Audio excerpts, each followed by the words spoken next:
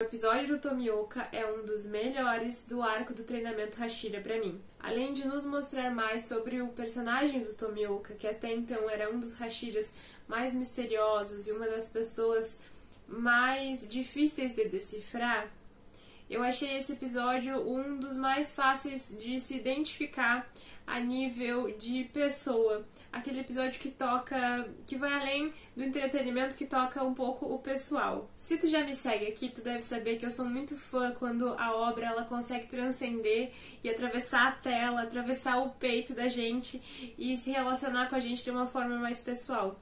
Isso foi um pouco difícil de encontrar em Kimetsu, apesar de ter achado um anime muito divertido, de gostar muito do personagem principal, que é o Tanjiro, eu não me relacionei com os temas abordados, apesar de entender os dramas pessoais dos personagens. Isso mudou no episódio do Tomioka. Eu preciso contextualizar dizendo que eu não gostei do Tomioka na primeira vez que ele apareceu, porque o primeiro discurso dele para o Tanjiro, né, a primeira conversa deles me soou muito ríspida, muito agressiva, muito naquele tom de você é um homem, você não deve chorar porque você está sendo fraco. E isso me deixou chateada, não gostei, achei péssimo. Mas logo no final da primeira temporada, quando o Tomioka é uma das pessoas que se coloca à disposição de se sacrificar caso a Nezuko faça algo contra um humano, eu já entendi um pouco da essência do personagem dele e fiquei esperando a hora que a obra iria me mostrar mais a fundo, e essa hora chegou.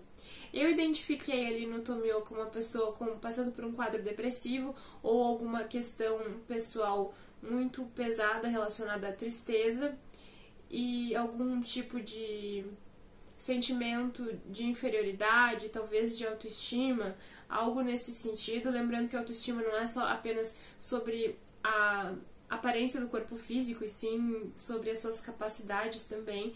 E eu achei isso muito interessante, porque numa obra onde todos os personagens precisam ser extremamente motivados, extremamente pra cima, nós temos esse personagem que é uma pessoa muito forte e não se reconhece como tal, ele não se julga digno, ele acha que ele não merece as coisas que ele conquistou com o próprio esforço, né? Eu entendi ali a tristeza que ele passou por perder o amigo na prova, que é a última seleção. Inclusive, eu não estava esperando que o Sabito fosse recolocado na história. Uma das minhas críticas da primeira temporada é que eu achei a aparição do Sabito muito abrupta e muito inexplorada, inclusive, porque ele aparece, não explica nada, ele some e não tínhamos esse contexto da onde seria o Sabito. Acho complexo que demore 3, 4 temporadas para isso ser explicado, mas agora que foi, e foi junto de uma história tão forte quanto o passado do Tomioka, eu acabei gostando da história como um todo. Gostei bastante como ele é uma figura importante, forte, que vem na contramão de todas as outras. Ele não se impõe como um fortão, como um especialista. Ele tenta fazer justamente o contrário. E nós temos o personagem principal tentando impedi-lo, né? Tentando convencê-lo a prestar o serviço de treinamento, tentando convencê-lo a passar adiante a vontade do Sabito, os ensinamentos do Sabito. Eu achei isso muito bom, porque essa personalidade que se importa tanto do Tanjiro sempre foi uma das minhas coisas favoritas sobre Kimetsu, e isso casou muito bem com as necessidades do personagem do Tomioka. Então, pra mim, foi um grande estalo de coisas que eu queria ver acontecendo, que estavam acontecendo de fato nesse episódio. E agora eu quero rever o filme. Eu vi o filme no cinema, mas quando eu assisti, eu ainda não tinha visto a obra completa, eu tinha visto só um pedacinho da primeira temporada.